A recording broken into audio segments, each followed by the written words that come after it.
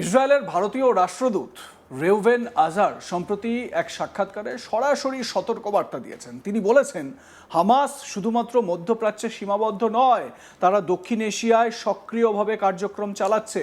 বিশেষ করে বাংলাদেশ এবং পাকিস্তানের কিছু স্থানীয় ইসলামপন্থী গোষ্ঠীর সঙ্গে সংযোগের মাধ্যমে তাদের প্রভাব বাড়ছে। আজহার বলেন, হামাস সিনিয়র নেতাদের মাধ্যমে অর্থায়ন, আদর্শগত সমর্থন এবং লজিস্টিক চ্যানেল নিশ্চিত করছে। এর পাশাপাশি তারা স্থানীয় গোষ্ঠীর সঙ্গে জোট গড়ে তুলছে। এর ফলে দক্ষিণ এশিয়ায় হামাসের প্রভাব এবং কার্যক্রম দ্রুত বাড়ছে। বাংলাদেশেও এর প্রমাণ পাওয়া গেছে। এই মাসের শুরুতে সাংবাদিক শাহিদুল হাসান খোকন ঢাকায় 4 জন লস্করে তয়বা অপারেটিভের আগমনের তথ্য প্রকাশ করেছেন। তিনি বলেছেন, এটি বাংলাদেশের নিরাপত্তা ব্যবস্থার জন্য বড় হুমকি। স্থানীয় মিডিয়ার প্রতিবেদনে বলা হয়েছে, পাকিস্তান থেকে সরাসরি ফ্লাইটের মাধ্যমে এ ধরনের অনুপ্রবেশের সুযোগ বেড়েছে। সীমান্তের নিরাপত্তা শিথিল হওয়ায় ভারতের পূর্ব সীমান্তেও ঝুঁকি তৈরি হচ্ছে। গত বছর জুলাই মাসে একটি প্রতিবেদনে বলা হয়, বাংলাদেশের একটি স্থানীয় ইসলামপন্থী গোষ্ঠী 7ই সেপ্টেম্বর 2024-এ সিনিয়র হামাস নেতাদের আয়োজন করেছিল। তাদের মধ্যে ছিলেন শেখ খালেদ কুদ্দুমি এবং খালেদ মাশাল। এটি প্রমাণ করে হামাস কেবল অর্থায়ন বা আইডিওলজিক্যাল সমর্থনই নয়, কৌশলগত জোটের মাধ্যমে আঞ্চলিক প্রভাবও বাড়াচ্ছে। রাষ্ট্রদূত আজহার আরও বলে, উগ্র ইসলামপন্থীরা হামাসের 7ই অক্টোবর 2023 সালের ইসরায়েলের উপর হামলাকে অনুপ্রেরণা হিসেবে দেখছে। তারা এই কৌশলকে অনুকরণ করতে চায় এবং বিশ্বের বিভিন্ন দেশে ছড়িয়ে দিতে চায়।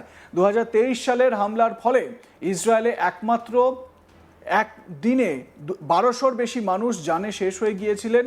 এর পরের কৌশলগত হামলার ধরন এবং পরিকল্পনার নকল 2024 সালে পহেলগামে দেখা গেছে, যা প্রমাণ করে এই ধরনের হামলা স্থানীয়ভাবে অনুকরণ করা হচ্ছে। এই পরিস্থিতিতে ভারতের কৌশলগত অংশীদারিত্ব অত্যন্ত গুরুত্বপূর্ণ। আজহার বলেন, উভয় দেশই জটিল নিরাপত্তা চ্যালেঞ্জের মুখোমুখি। তাদের অংশীদারিত্বের ফরমাল প্রতিরক্ষা চুক্তি, যৌথ সংলাপ, উন্নত প্রযুক্তি ও পদ্ধতিতে সহযোগিতা অন্তর্ভুক্ত। এটি পারস্পরিক বিশ্বাস এবং ব্যবহারিক সুবিধার প্রতিফলন ঘটায়। ভারত এবং ইসরায়েল নিয়মিতভাবে কাউন্টার টেরোরিজম, ইন্টেলিজেন্স শেয়ারিং এবং উন্নত প্রতিরক্ষা প্রযুক্তি নিয়ে সমন্বয় করছে। এই সহযোগিতার মাধ্যমে উভয় দেশ হুমকি শনাক্তকরণ এবং প্রতিরোধে আরও সক্ষম হচ্ছে। এছাড়া যৌথ প্রযুক্তি উন্নয়ন ও যৌথ উৎপাদনের মাধ্যমে প্রতিরক্ষা শিল্পকে শক্তিশালী করা হচ্ছে এবং উদীয়মান নিরাপত্তা ঝুঁকির মোকাবিলায় স্থিতিশীলতা তৈরি হচ্ছে। রাষ্ট্রদূত আজহার বলেছেন, ভারত ও ইসরায়েল অংশীদার হিসেবে নাগরিকদের রক্ষা করতে এবং আঞ্চলিক স্থিতিশীলতা নিশ্চিত করতে আরও ভালো অবস্থান রয়েছে। ধারাবাহিক সম্পৃক্ততা এবং অভিজ্ঞতা ভাগাভাগি করে এটি নিরাপদ দক্ষিণ এশিয়া নিশ্চিত করা সম্ভব। তবে শুধু আন্তর্জাতিক সহযোগিতা যথেষ্ট নয়, স্থানীয় নিরাপত্তা ব্যবস্থাকেও শক্ত করতে হবে। মুসলিম ব্রাদারহুডে এবং এর আদর্শগত শাখা যেমন জামায়াতে ইসলামী স্থানীয় এবং আন্তর্জাতিক উভয় নেটওয়ার্কে সক্রিয়। তারা সীমান্ত অতিক্রম করে কার্যক্রম চালায়, সম্প্রদায়কে প্রভাবিত করে, জিহাদি কার্যক্রমে অর্থায়ন করে এবং সশস্ত্র কর্মীদের সহায়তা দেয়। এটি শুধু বাংলাদেশের নয়, সমগ্র আঞ্চলিক নিরাপত্তার জন্য হুমকি তৈরি করছে। দক্ষিণ এশিয়ার হামাসের সম্প্রসারণ এবং স্থানীয় ইসলামপন্থী গোষ্ঠীর সঙ্গে সংযোগ সীমান্ত নিরাপত্তা দুর্বল করছে, নতুন প্রজন্মকে জিহাদে আকৃষ্ট করছে এবং আঞ্চলিক স্থিতিশীলতার জন্য বড় চ্যালেঞ্জ তৈরি করছে। কার্যকর কৌশলগত এবং কূটনৈতিক পদক্ষেপ ছাড়া এই ঝুঁকি মোকাবিলা করা কঠিন। বাংলাদেশের সাম্প্রতিক ঘটনা এই উদ্বেগ আরও বাড়িয়েছে। সীমান্ত এলাকায় জিহাদি অনুপ্রবেশের খবর, সরাসরি পাকিস্তান ফ্লাইটের মাধ্যমে আগমন এবং স্থানীয় গোষ্ঠীর সঙ্গে হামাস নেতাদের সংযোগ স্পষ্ট করে যে নিরাপত্তা ব্যবস্থা এখনও ঝুঁকিপূর্ণ। বিশেষজ্ঞরা বলছেন, সীমান্ত নজরদারি ও গোয়েন্দা কার্যক্রম আরও সক্রিয় করতে হবে। এছাড়াও বাংলাদেশের অভ্যন্তরীণ নীতি ও প্রশাসনিক সিদ্ধান্ত পরিস্থিতিকে প্রভাবিত করছে। কিছু সমালোচক মনে করছেন যে স্থানীয় সরকার বা প্রশাসনের নীরবতা এবং সহনশীলতা সন্ত্রাসী কার্যক্রমকে সহজ করছে। এই প্রেক্ষাপটে আন্তর্জাতিক সমন্বয়, প্রতিবেশী দেশের সঙ্গে কৌশলগত সহযোগিতা এবং স্থানীয় নিরাপত্তা ব্যবস্থার শক্তি বৃদ্ধি অপরিহার্য। এখন দেখা যাচ্ছে, শুধু বাংলাদেশ নয়, পুরো দক্ষিণ এশিয়ার জন্য এটি বড় হুমকি। সীমান্ত নিরাপত্তা শিথিল থাকলে স্থানীয় জিহাদি গোষ্ঠী ও আন্তর্জাতিক জিহাদি নেটওয়ার্কের সংযোগ দেশের ভিতরে প্রবেশ করতে পারে। এতে জনগণ জিহাদে আকৃষ্ট হয়, রাষ্ট্রীয় প্রতিষ্ঠান দুর্বল হয় এবং সামাজিক অস্থিতিশীলতা তৈরি হয়। ইসরায়েলের রাষ্ট্রদূত রেউভেন আজারের সতর্কবার্তা এবং স্থানীয় সাংবাদিকদের অনুসন্ধান যথেষ্ট গুরুত্বপূর্ণ হয়ে উঠছে।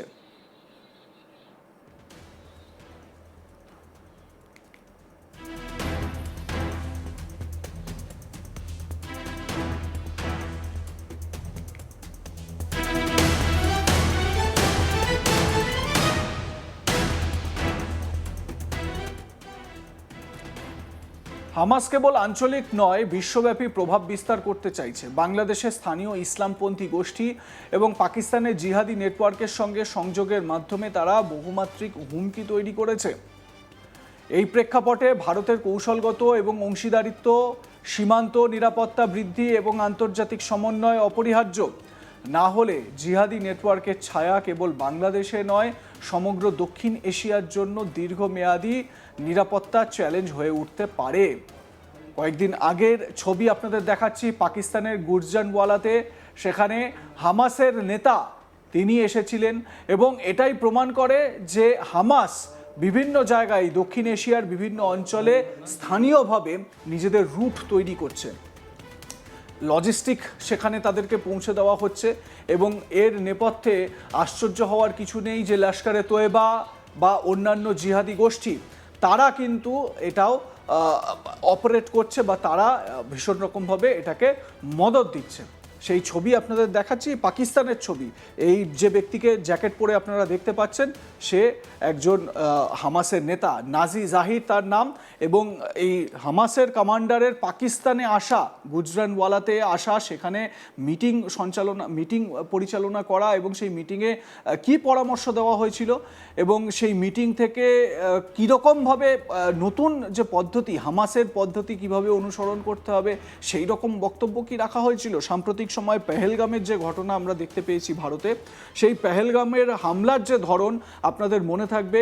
ইসরায়েলে হামাসের যে অক্টোবরের সেই 2023 সালের ভয়াবহ যে আক্রমণ, সেই আক্রমণের সঙ্গে কি এই আক্রমণের মিল পাওয়া যাচ্ছে না? একেবারেই পাওয়া যাচ্ছে। এবং এই সাদৃশ্যতা এটাই প্রমাণ করছে যে হামাস ভীষণ রকমভাবে অ্যাক্টিভ হয়ে পড়েছে এই দক্ষিণ এশিয়ার বিভিন্ন দেশে।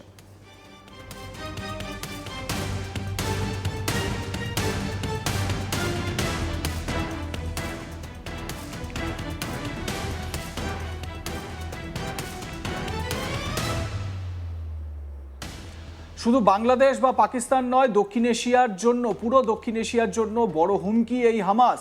সীমান্ত নিরাপত্তা শিথিল থাকলে স্থানীয় জিহাদি গোষ্ঠী ও আন্তর্জাতিক জিহাদি নেটওয়ার্কের সংযোগ দেশের ভিতরে প্রবেশ করতে পারে। এতে জনগণ জিহাদে আকৃষ্ট হয়, রাষ্ট্রীয় প্রতিষ্ঠান দুর্বল হয় এবং সামাজিক অস্থিতিশীলতা তৈরি হয়।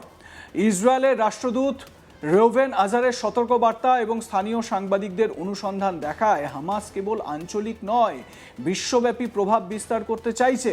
বাংলাদেশের স্থানীয় ইসলামপন্থী গোষ্ঠী এবং পাকিস্তানের জিহাদি নেটওয়ার্কের সঙ্গে সংযোগের মাধ্যমে তারা বহুমাত্রিক হুমকি তৈরি করেছে।